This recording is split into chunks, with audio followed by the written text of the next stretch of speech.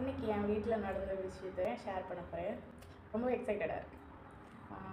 இன்றைக்கி என்னென்னா, என் பையன் ரொம்ப நாளாகவே டிஃபன் பாக்ஸ் கழுவ மாட்டான். சின்னவன் வந்து கழுவிட்டு வருவான், நீட்டாக கொண்டு வருவான். அப்போ நான் நிறைய தடவை சொல்லியிருக்கேன் அவன் கிட்ட, இதை வாஷ் பண்ணிட்டு வரணும், பாத்தியா ஸ்மெல் வருது பாத்தியா அப்படின்னு. அப்போ அவன் சொல்லுவான், நல்ல கூட்டமாக இருக்கும், அதனால நான் போக மாட்டேன் அப்படின்னு சொல்லிட்டு வருவான்.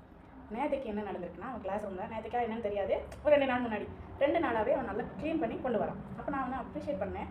ஆனால் அப்போ கூட அவன் என்கிட்ட சொல்லவே இல்லை. அப்போ இன்றைக்கி என்னாச்சுன்னா, அவனுக்கு டீ கொடுத்துருந்தேன். அந்த கிளாஸை கழுவி வாஷ் பேசின்லேயே வச்சுட்டு போயிருந்தான். அப்போ எனக்கு ரொம்ப ஆச்சரியமாக இருந்துச்சு. சரி என்னடா பையன் எப்படி மாறிட்டானே அப்படின்னு. அப்போ அவன் என்கிட்ட ஒரு விஷயம் சொல்கிறான். எங்கள் மேம் இருக்காங்கல்ல, அவங்க சொன்னாங்க, அவங்க என்கிட்ட கேட்டாங்க, கிளாஸில் கேட்டிருந்தாங்க, சாப்பிட்டுட்டு யாரெல்லாம் பிளேட்டு க்ளீன் பண்ணி வைப்பாங்க அப்படின்னு. அப்போ எல்லோரும் உட்காந்துருந்தாங்க, நான் மட்டும் எந்திரிச்சிருந்தேன். ஏன்னு கேட்டேன். அது நான் தான் இலையில சாப்பிடுவேனே, அப்போ எப்படி நான் பிளேட் கழுவ முடியும் அப்படின்னு.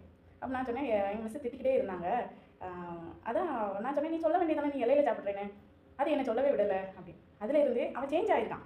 இப்படி கேட்குறாங்க, இந்த மாதிரி நம்ம பண்ணணும் அப்படின்னு சொல்லி அவனா சேஞ்ச் ஆகிருக்கான். ஸோ இதுலேருந்து என்ன தெரியுதுன்னா, நமக்கு ஒருத்தங்களை பிடிக்கணும்னு இல்லை, நம்ம ஒருத்தங்களை வந்து மரியாதை கொடுத்துருந்தோம்னாலே அவங்க சொல்கிறத ஜஸ்ட் கொஞ்சமாச்சும் நம்ம கேட்போம். அது அப்படிங்கிறது எனக்கு மைண்டில் ரியலைஸ் ஆயிடுச்சு. Okay, anyway good things.